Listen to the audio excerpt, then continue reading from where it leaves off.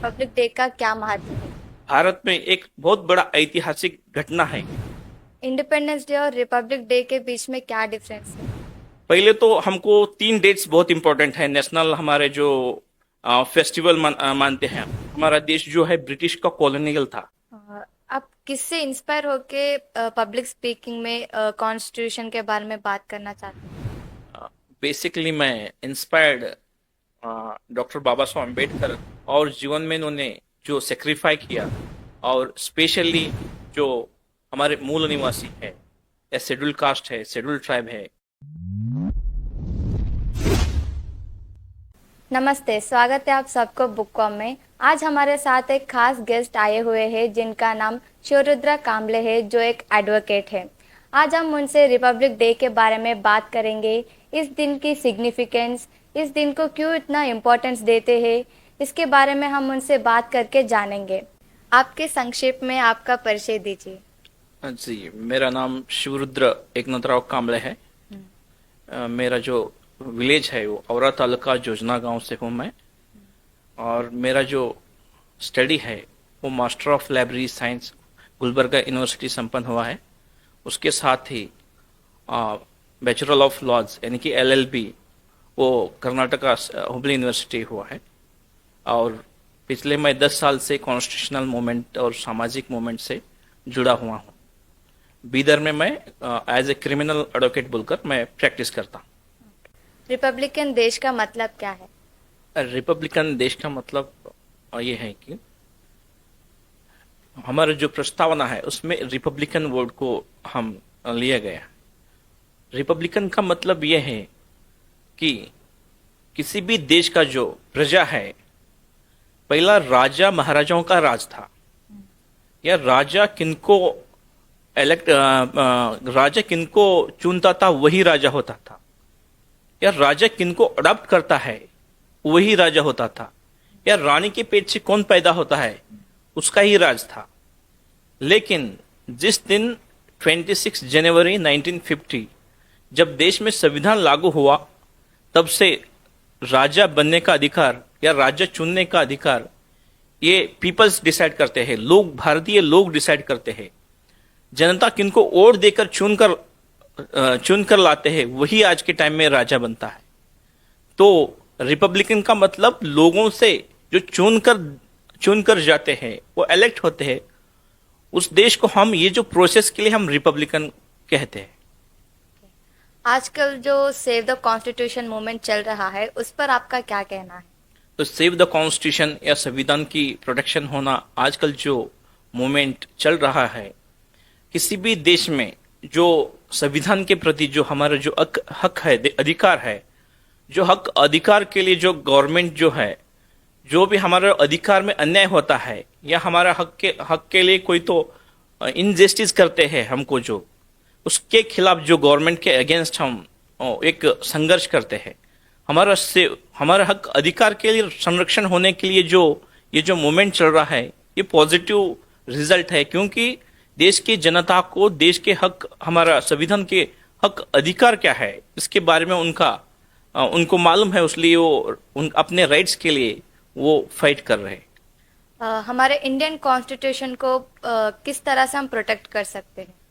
Indian constitution को protection होना या उसका संरक्षण करना, ये केवल हम रोड के ऊपर आकर आवाज देने से या घोषणा देने से या चिल्लाने से उसका संरक्षण नहीं होता। संविधान रक्षण करने के लिए, उसका प्रोटेक्शन करने के लिए हमको जो बड़े बड़े पोस्ट है, यानी कि IAS, IPS, IRS जैसे बड़े पोस्ट में जाना होगा। उसके साथ ही हमको ग्राम पंचायत से लेकर MP तक, यानी कि ग्राम पंचायत से मेंबर से लेकर MLA, MP तक प्रतिनिधि को चुनकर देना होगा। एक तो पॉलिटिकल में हम पोजीशन में आना होगा, हम MP MLA बनना होगा, और गवर्नमेंट सेक्टर में हमको आना होगा, और बड़े बड़े एडवोकेट्स बनना होगा, सुप्रीम कोर्ट के वकील बनना होगा, जजेस बनना होगा। ये सारे जो कानून है, इसको पढ़कर समझकर जब हम इसको एक्सरसाइज करेंगे, तो कॉन्स्टिट्यूशन में जो अधिकार है, हक अधिकार है, प्रोटेक्शन, हम उसको जानकर हम एक्सरसाइज करेंगे, तो ही कॉन्स्टिट्यूशन का प्रोटेक्शन हो सकता है।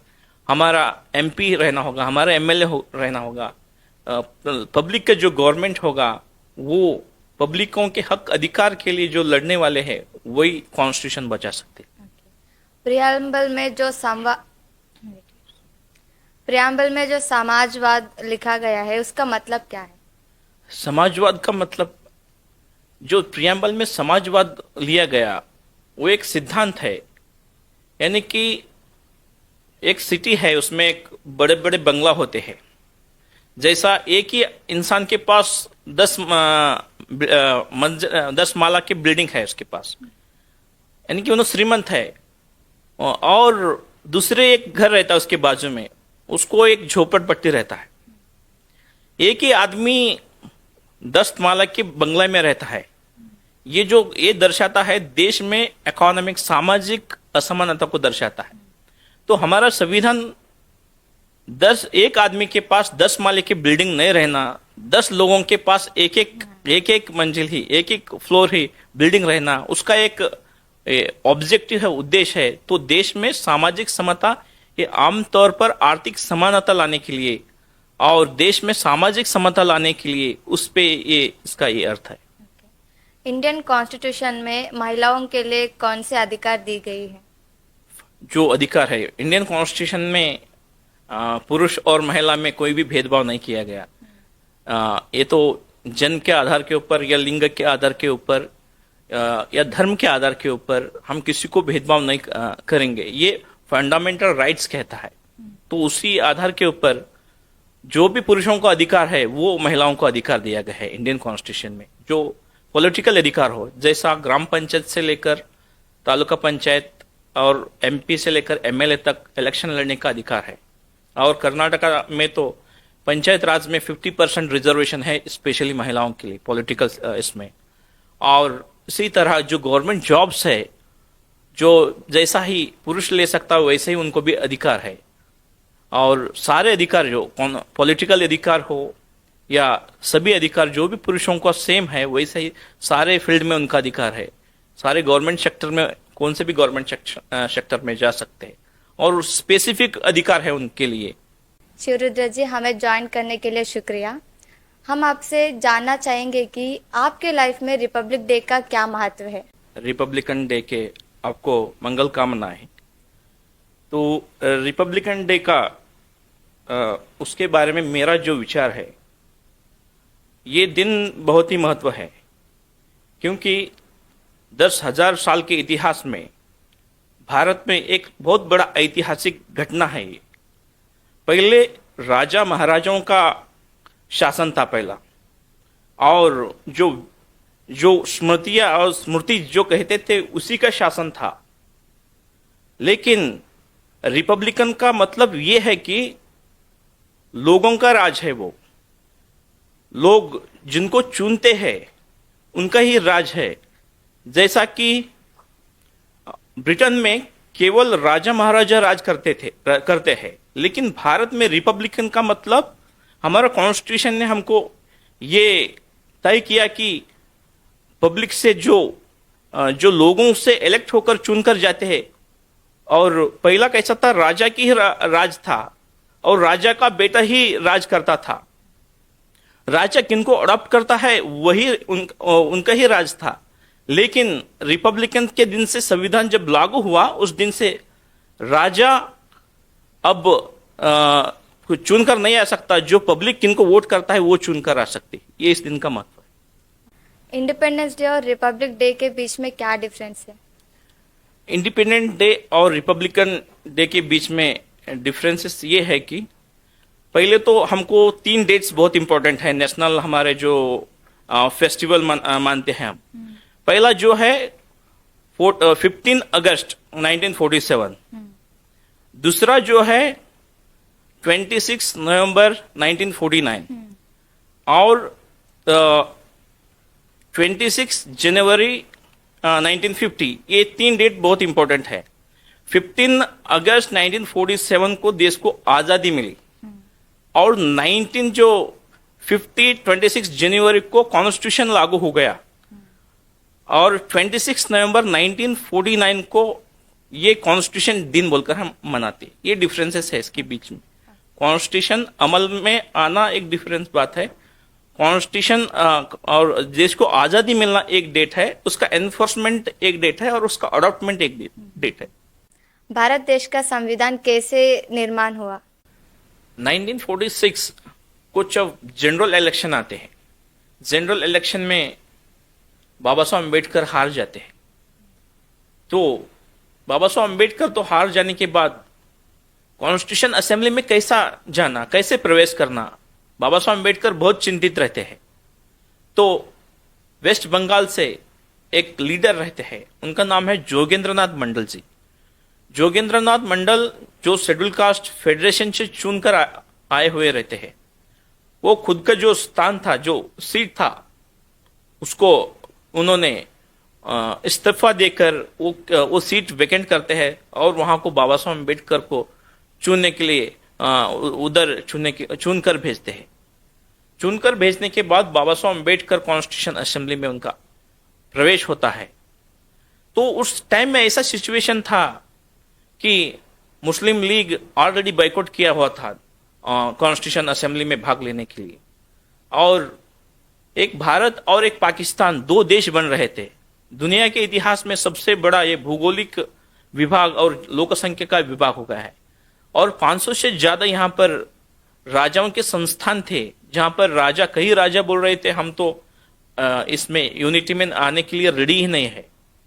और बाद में हैदराबाद जैसा स्टेट को जो मिलिट्री लगाकर उनको लाना पड़ा। तो उस देश की परिस्थिति ऐसी थी कि कोई आने के लिए रेडी नहीं था।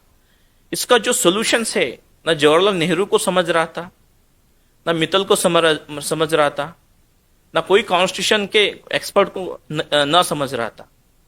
तो बाबा साहब अम्बेडकर का जो स्पीच है कॉन्स्टिट्यूंट असेंबली में, वो कहते हैं इस देश में कितना जातियां है, कितने धर्म है, कितने भाषाएं हैं, कितने पंथ है, इस देश की सामाजिक व्यवस्था कैसा है, इसको राजनीतिक व्यवस्था में कैसे बदलाव करना, एक ही देश, एक ही यहाँ पर एक ही कानून बनाकर ये सभी विविध संस्कृति, विविध जो धर्म है, इनको एक ही जगह लाकर एक ही कानून बनाकर ये मैं बना सकता हूं। ऐसे बाबा साहब अम्बेडकर जो उनका व्यूज रखते हैं, उस वक्त बाबा साहब अम्बेडकर को जो उनका जो स्पीच था वो बहुत ही बड़ा ऐतिहासिक स्पीच माना जाता है। तब बाबा साहब अम्बेडकर को कॉन्स्टिट्यूशन लिखने के लिए और ड्राफ्टिंग कमेटी के भी प्रेसिडेंट बनाया जाता है। ड्राफ्टिंग कमेटी में 7 सदस्य रहते हैं। उसके साथ ही 23 कमिटीज बनाए जाते हैं। उसमें मेन कमेटी 17 कमेटी बहुत महत्वपूर्ण है, 23 सब कमेटी बनाए जाते हैं। और 2 साल 11 महीना 17 दिन बाबा साहब अम्बेडकर कड़ी मेहनत से और सारे विदेश की जो 60 डेज की कॉन्स्टिट्यूशन का रेफरेंस लेकर जो वहां जो ऐतिहासिक में क्या हो गया, कौन सा कॉन्स्टिट्यूशन हमको बेहतरीन होगा, इस देश के सामाजिक जो व्यवस्था है, यहाँ पर देश के लिए कौन सा कानून कौन से अच्छा तरह लागू होगा, वैसे दुनिया में जो लेटेस्ट कॉन्स्टिट्यूशन है, बेहतरीन कॉन्स्टिट्यूशन है, वहां से हम रेफरेंस लिए गए और हमारे देश का जो सामाजिक व्यवस्था है यहाँ पर इस हिसाब से, अकॉर्डिंग टू इंडिया के हिसाब से हम हमारा देश का संविधान बाबा साहब अम्बेडकर से माध्यम से इस देश को दिए सो है।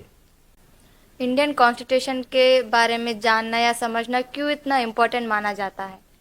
इंडियन कॉन्स्टिट्यूशन के बारे में जानना समझना इतना ही जरूरी है कि स्वाभिमान से जीने के लिए हमारा जो हक क्या है, अधिकार क्या है, मानव अधिकार क्या है, हमारा देश का जो सिस्टम कैसा है, पॉलिटिकल सिस्टम कैसा है, और देश चलाने के लिए कॉन्स्टिट्यूशन है वो, और यहाँ पर हमारा रूल ऑफ लॉ है। तो रूल को समझना होगा और समझ कर उसको अध्ययन कर हम जिएंगे तो हम एक बेहतरीन देश बना सकते हैं, प्रोग्रेसिव देश बना सकते हैं, प्रोग्रेसिव नागरिक साबित हो सकते हैं।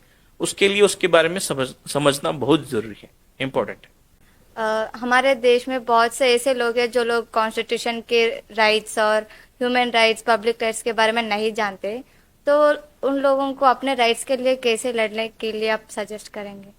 जो कॉन्स्टिट्यूशन में जो फंडामेंटल राइट्स है या इंटरनेशनल लेवल के ह्यूमन राइट्स है और जो प्रेस की जो राइट्स है, ये तो कॉन्स्टिट्यूशन ने फंडामेंटल राइट्स में आर्टिकल 90 में दिया है।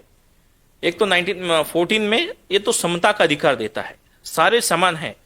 यहाँ पर कोई धर्म नहीं है, जाति नहीं है कि इसके हिसाब से धर्म, जाति, वंश, लिंग के आधार के ऊपर हम भेदभाव नहीं कर सकते, क्योंकि हमारा कॉन्स्टिट्यूशन ये फंडामेंटल राइट्स में ये बताया हुआ है। और जो बोलने का आजादी है, और जो बोलने का जो हमारा जो लिख सकते हैं, पढ़ सकते हैं, मीडिया से हम प्रेस कर सकते हैं, इलेक्ट्रॉनिक मीडिया है, सोशल मीडिया है, ये सभी जो है फंडामेंटल राइट्स के दायरे में आ सकते हैं। और इसका जो यूज करेंगे तो देश का प्रगति होगा। इसको सही रूप में यूज करना अधिकार है बोलकर कौन से भी बात हमको बोलने को नहीं आता। हम जो बोलना कॉन्स्टिट्यूशन के दायरे में बोलना, किसी को चोट पहुंचाने का नहीं है। अधिकार बोलने का अधिकार देता है, लेकिन किसी को चोट पहुंचाना, किसी को ये करना, ये उसका मकसद नहीं है। जब हम जानेंगे तो ये बहुत महत्वपूर्ण है मानव के लिए।